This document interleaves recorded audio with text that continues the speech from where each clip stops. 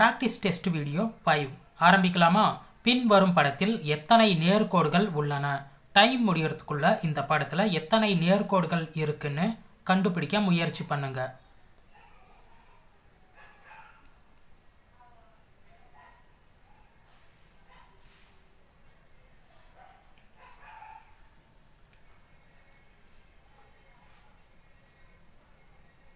Time முடிஞ்சது. இப்போ இந்த கணக்குக்கான பதில் என்ன வரும், அதை எப்படி ஈஸியாக கண்டுபிடிக்கிறதுன்னு பார்க்கலாமா? ஒன்றுமே இல்லை, இந்த படத்துக்கு கீழே மட்டும் எத்தனை முக்கோணங்கள் இருக்குன்னு ஃபர்ஸ்ட் பாருங்க. 1 2 3 4 4 இருக்கு. இதை அப்படியே எழுதிக்கோங்க. அதுக்கு அடுத்தது இது என்ன வடிவத்தில் இருக்கிற படம்? முக்கோண வடிவத்தில் இருக்கிற படம் தானே. அப்போ ஒரு முக்கோணத்தில் எத்தனை பக்கங்கள் இருக்குன்னு பாருங்க. 1 2 3 3 இருக்கா? அப்போ இதோட 3 பெருக்கிக்கிட்டா நமக்கு தேவையான பதில். அவ்வளோதான் ஆன்சர். அதாவது இந்த படத்தில் 12 நேர்கோடுகள் உள்ளன.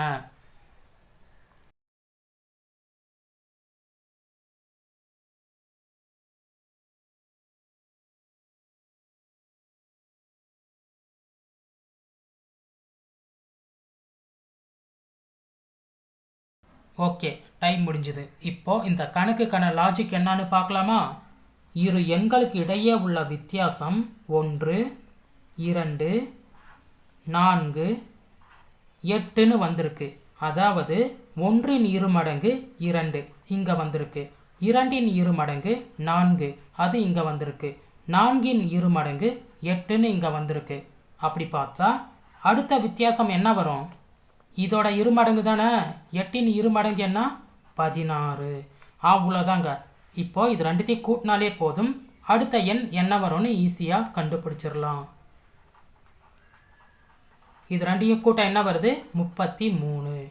அவ்வளோதான் ஆன்சர். இருமடங்கு என்பது ஒரு நம்பரை 2 முறை கூட்டுறது அல்லது 1ஓட 2 பெருக்கிறது. அதாவது இங்கே 1 தானே எடுத்துக்கிட்டோம். அப்போது இந்த நம்பரோட 2 பெருக்கிறது. இப்போ உதாரணத்துக்கு இந்த நம்பர் எடுத்துக்கலாம்.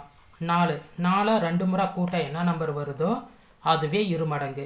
அல்லது 4ஓட 2 பெருக்க என்ன நம்பர் வருதோ அதுவே இருமடங்கு. இருமடங்கு என்பது அந்த நம்பரோட 2 பெருக்கிறது அல்லது அந்த நம்பரை 2 முறை கூட்டிக்கிறது.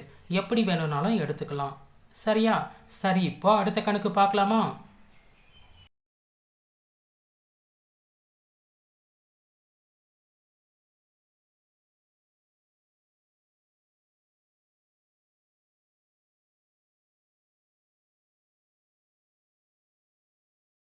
ஓகே, டைம் முடிஞ்சது. இப்போ இந்த கணக்குக்கான பதில் என்ன வரும், அதை எப்படி கண்டுபிடிக்கிறதுன்னு பார்க்கலாமா? ஃபர்ஸ்ட் கணக்கில் இருக்கிற சம்மர், ரன்னர், வின்டரை வரிசையாக எழுதிக்கலாம்.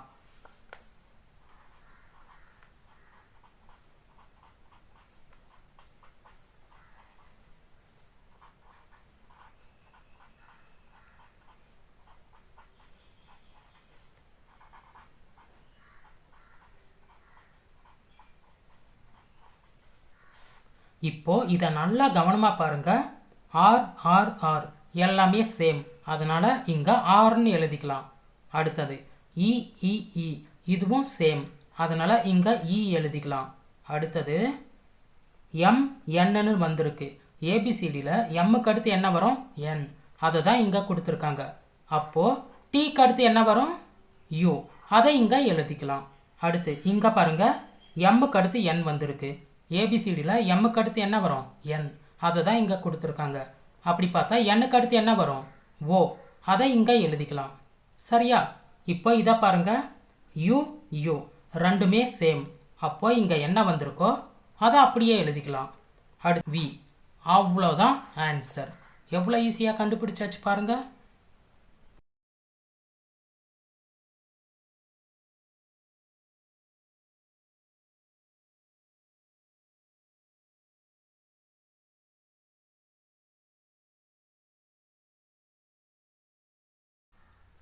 ஓகே, டைம் முடிஞ்சது. இந்த கணக்கில் இந்த வட்டத்துக்குள்ளே என்ன நம்பர் பதிலாக வரும்னு கேட்டிருக்காங்க.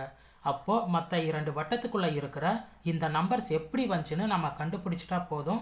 அதுக்கடுத்து இங்கே என்ன நம்பர் பதிலாக வரும்னு ஈஸியாக கண்டுபிடிச்சிடலாம். சரி, இப்போது இந்த நம்பர்ஸ் எப்படி வந்துச்சுன்னு பார்க்கலாமா?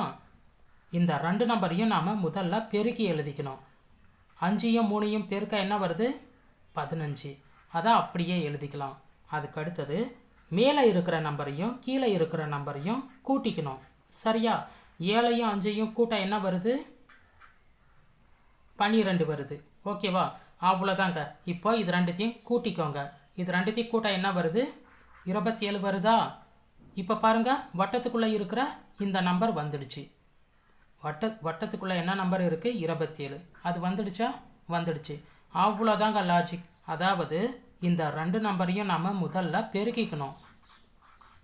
பெருக்க என்ன வருது? 18 வருது. அதுக்கு அடுத்தது மேலே இருக்கிற நம்பரையும் கீழே இருக்கிற நம்பரையும் கூட்டிக்கணும். மேலே என்ன நம்பர் இருக்குது? 9. கீழே 5. இது ரெண்டுத்தையும் கூட்ட என்ன வருது? 14 வருது. இப்போது இது ரெண்டுத்தையும் நாம் கூட்டிக்கணும். ரெண்டுத்தையும் கூட்ட என்ன வருது? 32 வருது. சரியா? இப்போ பாருங்கள், வட்டத்துக்குள்ளே இருக்கிற நம்பர் வந்துடுச்சான்னு? வந்துடுச்சு. அவ்வளோதாங்க லாஜிக். அதாவது இதையும் இதையும் பெருகிக்கணும், இதையும் கூட்டிக்கணும். சரியா? கூட்டி எழுதிக்கணும். கடைசியாக இது ரெண்டுத்தையும் நாம் கூட்டிக்கிட்டா வட்டத்துக்குள்ளே இருக்கிற அந்த நம்பர் வந்துடுது. அவ்வளோதான் லாஜிக். இப்போது இதே லாஜிக்கை யூஸ் பண்ணி இங்கே என்ன நம்பர் பதிலாக வரும்னு பார்க்கலாமா? ஃபஸ்ட்டு இது ரெண்டுத்தையும் பெருக்கிக்கலாம். 8யும் 4யும் பெருக்க என்ன வருது? 32 வருதா? பெருக்கியாச்சு. அதுக்கடுத்து மேலே இருக்கிறதையும் கீழே இருக்கிறதையும் கூட்டிக்கலாம். 7யும் 3யும் கூட்ட என்ன வருது? 10 வருது. அவ்வளோதான். இப்போ இதை கூட்டிக்கலாம். கூட்ட என்ன வருது? 42 வருது. அவ்வளோதான் ஆன்சர். எவ்வளோ ஈஸியாக கண்டுபிடிச்சாச்சு பாருங்க.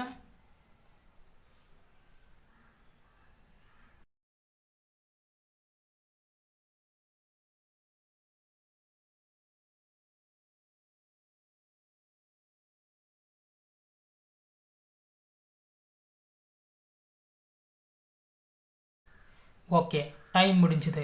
இப்போ இந்த கணக்குக்கான லாஜிக் மட்டும் சொல்கிறேன், எழுதி வச்சுக்கோங்க. இந்த 11 தனித்தனியாக இந்த மாதிரி எழுதி கூட்டிக்கிட்டா என்ன நம்பர் வருமோ அதையும் அதே 11ஐயும் பெருக்குனா நமக்கு பக்கத்தில் இருக்கிற இந்த நம்பர் பதிலாக வந்துடுது. சரியா? இதுதாங்க இந்த கணக்குக்கான லாஜிக்கே. இப்போ இந்த 13ஐயும் இதே மாதிரி பண்ணலாமா? கூட்டம் என்ன வருது? 4 வருது.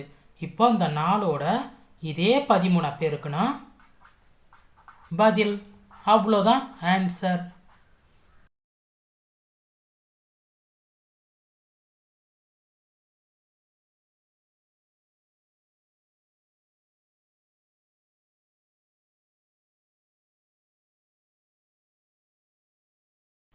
இந்த கணக்கில் மண்டியில் எத்தனை ஆங்கில உயிர் எழுத்துக்கள் இருக்குன்னு கேட்டிருக்காங்க. அவ்வளோதான். ஏ, இ, ஐ, ஓ, யு. இதுதான் ஆங்கில உயிர் எழுத்துக்கள். இது மண்டியில் எத்தனை இருக்குன்னு பார்க்கலாமா? 1, 2.